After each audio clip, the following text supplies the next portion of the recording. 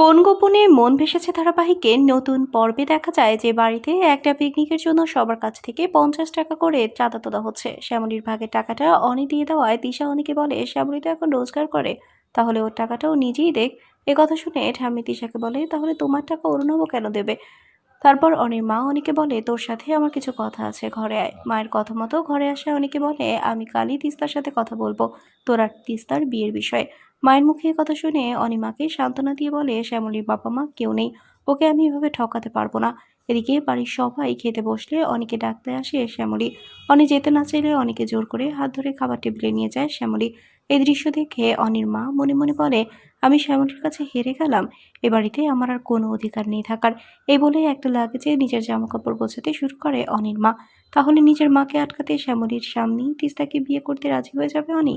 বন্ধুরা, কি হবে এবার? এক্ষুনি একটি লাইক দিয়ে এবং কমেন্ট করে জানিয়ে দাও তোমাদের মতামত। ধন্যবাদ।